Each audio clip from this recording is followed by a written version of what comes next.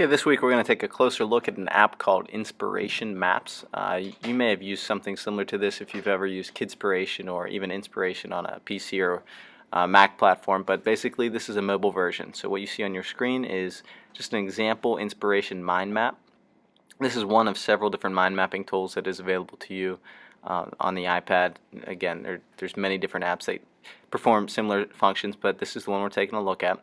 So on your screen right now you can see different forms of different links, different titles, different ways to connect things. You can see fonts are different colors, squares are different shapes, so there's all different options for you.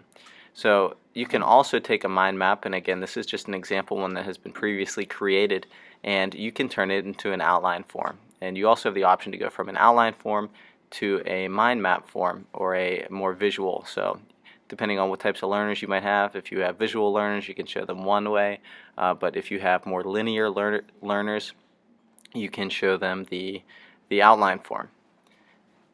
So let's head back into the example mind map here, the visual representation of it. And one feature that you have in Inspiration is there are many different graphics that are already populated for you to use. So I have clicked on Add an Item, and I'll zoom in on that on the screen, and I can search for anything I want. So if I want to add a building, so I just search for building, and I can see, hey, there's a government building, I want to use this in my mind map. So I'm just going to double tap that, put it in, drop it where I want it to be. I could link that with a specific item, but I'm just going to delete it. I click the undo button, I still want it, I deleted it again. So I can go ahead and add images. If I really wanted to, I could actually take a picture with my iPad, or I could go out to the internet, and I'll show you that in an example here momentarily. So we're going to go back into all of the different templates that are available to us. So looking here, there's many different areas. So there's English, history, there's some science ones, cause and effect, and really even if your discipline is not listed, you can usually find a fit depending on what you want students to use. So teachers could use these. Just starting off, here's an example science vocabulary list. You can use these to use it as a template for the graphic side of things, or you could also use the outline as a basis. So just scrolling through here to give you a couple examples, there's thinking for a group project, there's a thinking cause and effect, science, the kingdoms, science different cell comparisons, so you can really use that as any type of comparison. It's just the science template there that's for you. And scrolling up, you can see that there are already English outlines that are available, maybe an essay outline, but you could modify that how you would want it to be that meets the needs for your students for that particular class. So let's just open up an example one here. This is just an English example, I believe, and you can see I can toggle between the visual representation or the outline form. I'm going to go back out into the main screen, and I'm just going to make my own now. I want to make my own diagram, and just as an example to show you how easy it is, I'm just going to use a simple product here, and I'm just going to call it Sesame Street characters. So I'm now going to start branching off, just again to show you an example. So I will classify them based on the color of the character. So I will type in blue, and we can probably think of a few different blue Sesame Street characters. I'll go with red, and after red I will go with yellow.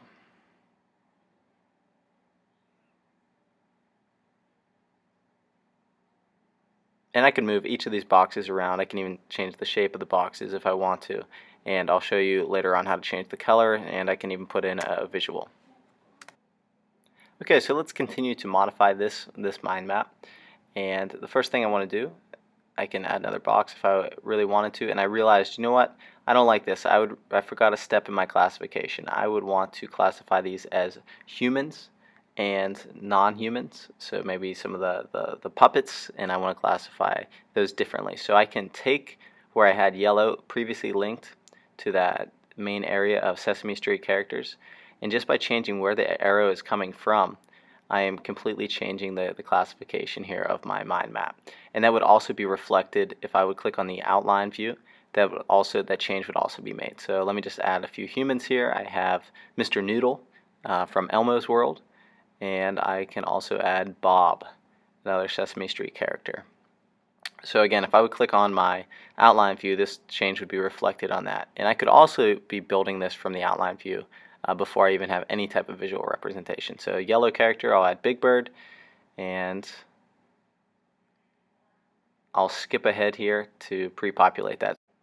Okay, now that I have my characters typed in the box here, I want to start to modify different boxes to maybe change the color. So basically all I have to do is click on the mind mapping area that I want to change, and then I click on the eye for information, and I can start to change the fill color of any of these. I could also change the fonts, but right now I'll just change blue to blue, red to red, yellow to yellow. But again, I could also from this tab, I can change different layout things. I could change the line, I could change the text that's in there, I could change the arrows and how they appear. So whatever I would want to do, I can basically modify all of this from this information tab area. Again, you can see me changing the font for one of these. I'm just going to change it back to Arial so everything is the same. I can increase the font size. I'm making human large, small, whatever would fit your need. And I can change the color of the text as well. So not only change the background, I could also change the color of the text to meet whatever your needs are. So go ahead, I'm going to go ahead and make another change here. What's pretty neat is I can take one of these kind of field areas and I can link it to multiple things. So if I wanted to link Mr. Noodle and also I wanted to make a note from Mr. Noodle to Bob and say they've never appeared in the same scene before, I could also do that, and I could make the arrow point between them. So I'm not limited in what I have to do. I can make all kinds of connections between items.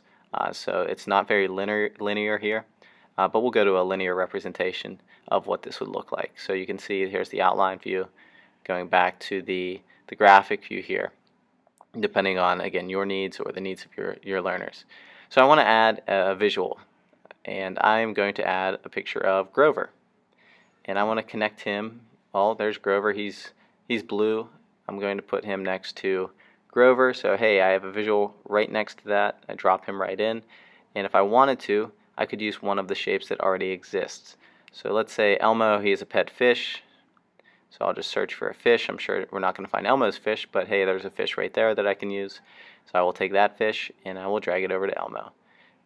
So if I wanted to, I could link that between Elmo.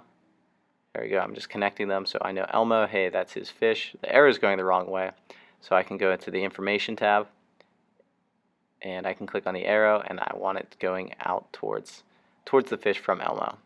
So that's a quick way to add a couple of images. I showed you how to add one from the internet. Basically, I just went out and saved that Grover image and then I used a pre-populated one here.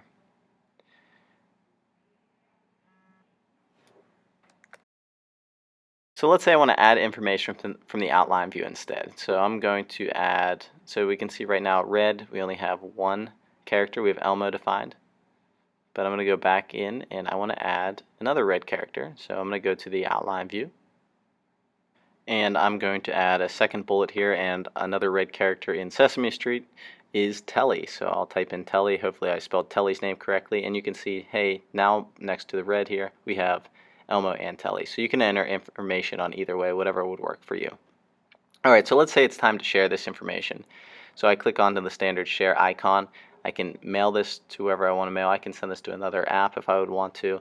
I could download this as a photo, or even if you have a print feature available to you if that's what you need.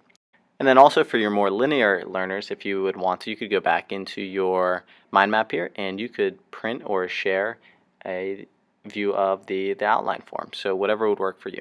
And that's a quick overview of inspiration maps, and there are many different mind mapping tools available to you, and I'll be sure to check out another one soon called iThoughts HD.